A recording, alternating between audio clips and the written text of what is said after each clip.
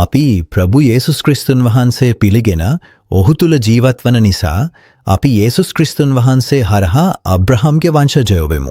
අපි කලින් ජාතින් වහන්සේලා වුවත් ඔහු පිළිගත් විට ඔහු අපට ඔහුගේ දරුවන් වීමට වරප්‍රසාදය ලබා දුන්නා. දිනපතා භාවනා ඇත්තෙන්ම ඔහු දූතයන්ට උදව් නොකරයි. නමුත් ඔහු අබ්‍රහම්ගේ වංශයට උදව් කරයි.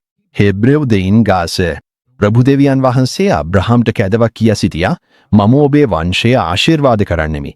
ඔබ තුලින් පෘථිවියේ සියලුම පවුල ආශිර්වාද ලැබේවි. එක දවසක ඔහු අබ්‍රහම්ව පිටතට ගෙන ගියා කියලා.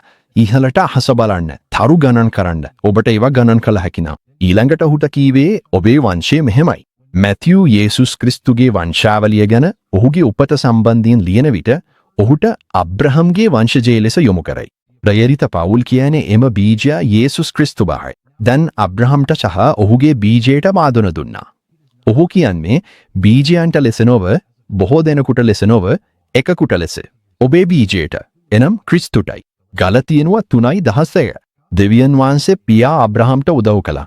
ඒසේම බීජය ලෙස හැඳින්වන ක්‍රිස්තුටත්. එනිසා මෙහි කියන්නේ ඔහු දූතයන්ට උදව් කළේ නෑ. නමුත් අබ්‍රහම්ගේ වංශයට උදව් කළා කියලා. දෙවියන් වහන්සේ අබ්‍රහම්ගේ වංශයට උදව් කරනවා කියන මේ පොරොන්දුව අපේ ජීවිතවල ඉටුවන්නේ කොහොමද? ඔබ සැම ක්‍රිස්තු යේසුස් තුල විශ්වාසය හරහා දෙවියන් වහන්සේගේ පුත්‍රයන්ය. ඔබ අතරින් ක්‍රිස්තු තුල බප්තිස්මය ලබාගත් හැමෝම ක්‍රිස්තු ඇඳගෙන ඇත. එහි යුදෙව්වෙක් හෝ ග්‍රීකයෙක් නැහැ, දාසයෙක් හෝ නිදහස්වෙක් නැහැ, පුරුෂයෙක් හෝ ගැහැණියෙක් නැහැ. ඔබ සැම ක්‍රිස්තු යේසුස් තුල එකකි. ඔබ ක්‍රිස්තුගේ නම් ඔබ අබ්‍රහම්ගේ බීජයයි. පොරොන්දු අනුව උරුම කරවන්නේ. ගලතියනුව 3:26 සිට 29 දක්වා. ඉහත සඳහන් දෙවියන් වහන්සේගේ වචනය අනුව අපි ස්වාමීන් වහන්සේ වූ යේසුස් ක්‍රිස්තුන් වහන්සේ පිළිගෙන ඔහු තුර ජීවත් වන නිසා අපි යේසුස් ක්‍රිස්තුන් වහන්සේ හරහා අබ්‍රහම්ගේ වංශජයෝ වෙමු. අපි කලකට පෙර ජාතිකයන් වුවත් ඔහු පිළිගත් විට ඔහු අපට තම දරුවන් වීමට අවසරය ලබා දුන්නා. අපි ඔහුගේ දරුවන් නිසා අපි යේසුස් ක්‍රිස්තුන් වහන්සේ හරහා අබ්‍රහම්ගේ වංශජයෝ වෙමු. එම නිසා අබ්‍රහම්ට දුන් පොරොන්දු යේසුස් ක්‍රිස්තුන් වහන්සේ හරහා අපටත් හිමි වේ. ස්වාමීන් වහන්සේ අබ්‍රහම් සමග කළ ගිවිසුම අදද අපගේ ජීවිතවල දිගහැරේ.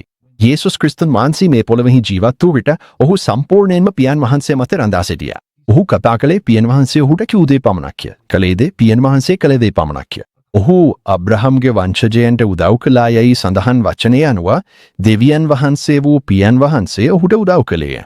ඔහු අපගේ ගැලවීමේ ස්වාමීන් වහන්සේ ලෙස පිළිගත් අපටද අද දින ඔහු හරහා අපට උදව් කරමින් සිටී. ඔහුමත් ප්‍රලෝභනයට ලක්ව දුක් විඳි නිසා ප්‍රලෝභනයට ලක්වන අයට උදව් කිරීමට ඔහුට හැකියාව ඇත.